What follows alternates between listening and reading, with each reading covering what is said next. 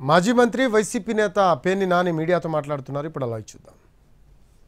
జగన్మోహన్ రెడ్డి గారి దాకా అంతా సిద్ధంగా ఉన్నాం, నీ చేతనైంది నువ్వు చేసుకో. అయినా సరే తెలుగుదేశం పార్టీ చేసేటువంటి తప్పుల మీద ప్రజలకి మోసం చేసే దాంట్లో పోరాటం చేయకుండా ఉండడం మొదలం, నిన్ను నిలదీయకుండా ఉండడం మొదలం అనేది కూడా చంద్రబాబు నాయుడు గారికి ఈ సందర్భంగా అంతిమంగా న్యాయం చేస్తుంది.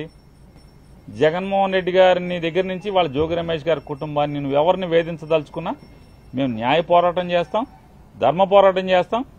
ఖచ్చితంగా నీ మీద తిరుగుబాటు చేసి రాజకీయ పోరాటం కూడా చేసి అన్నింటిని కూడా ఎదుర్కొని ఖచ్చితంగా 2029కి మీ ప్రభుత్వాన్ని పడదయటానికి కావాల్సినటువంటి ప్రతి పోరాటాన్ని చేస్తాం.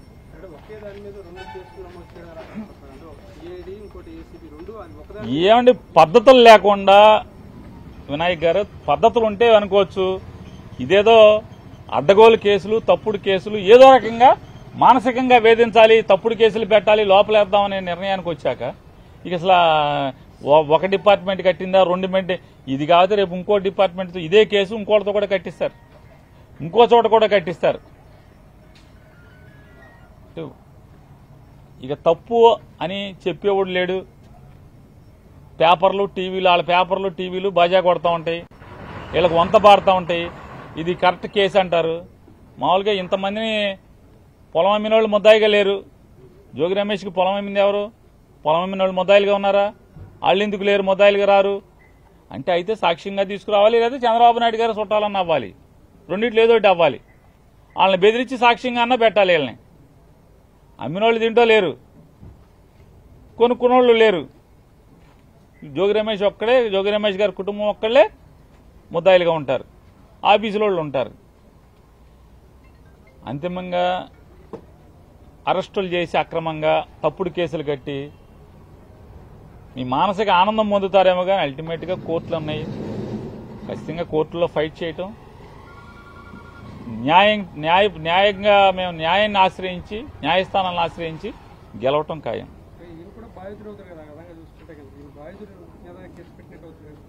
అదే అండి, ఉచ్చం నీచం వాయు వరుసలు ఏం లేవు. ఇక వరుస లిస్టు రాసుకున్నారు. రెడ్ బుక్ రాజ్యాంగం, రెడ్ బుక్ లో ఎవడెవడున్నాడో ఆయన్ని మానసికంగా వేధించాలి, కేసులు కట్టి లోపేయాలి, సునకానందం పొందాలి. దీనికి వస్తుంది తప్ప ఏముంది? బాధితులు అవుతాడు. మీరు చెప్పినట్టు జోగి రమేష్ కుటుంబం బాధిత కుటుంబం అవ్వాలి, కానీ వీళ్ళనే నేరంగా చేసినట్టుగా ముద్దాయిలు చేశారు. సిఐడిలో కేసు కట్టారు, ఇక్కడ కేసు కట్టారు. 2 కేసులు, ఒకే సంఘటనకు 2 కేసులు కట్టారు. ఏం చేసినా సరే నీ మానసిక ఆనందం తాత్కాలికం, వెనక్కి తగ్గేది లేదు. తెలుగుదేశం పార్టీ మీద, కూటమి ప్రభుత్వం మీద, జనాలను చేసే మోసాల మీద, వాళ్ళ కూటమి ప్రభుత్వం ప్రజల్ని వంచే దాంట్లో కానీ, ప్రజా వ్యతిరేక పరిపాలన చేసే దాంట్లో నిలదీయటం, పోరాటం చేయటం జోగి రమేష్ ఆగడు, జోగి రమేష్ గారు కొడుకు ఆగడు, ఎవరు ఆగరు.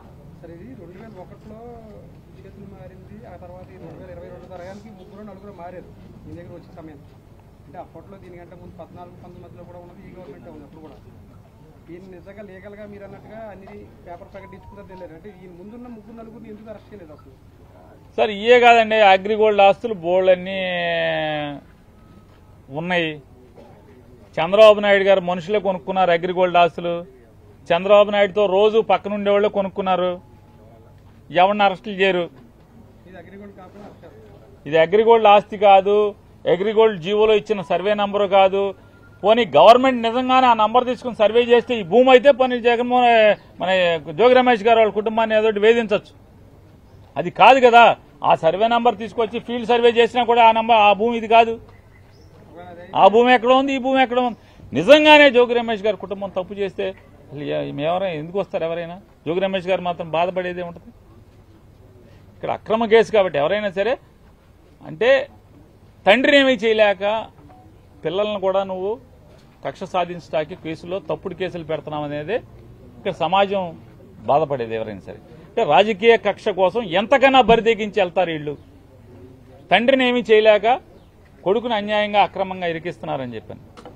ఇవాళ పొద్దున్న జోగి రమేష్ గారి భార్య మాట్లాడుతుంది, నీకు పిల్లలు ఉన్నారయా, మనవడు ఉన్నాడు, కొడుకున్నాడు, ఇవన్నీ ఉసురు పోసుకుంటున్నారని చెప్తుంది ఆవిడ. నిజంగా చేసి ఉంటే మమ్మల్ని లోపలేమని చెప్తున్నారు, ఉరేసుకుంటామని చెప్తున్నారు రమేష్ గారు. నిజంగా ఇది తప్పే అని కనుక నిరూపిస్తే ఖచ్చితంగా మేము ఉండమని చెప్తున్నాడు ఆయన.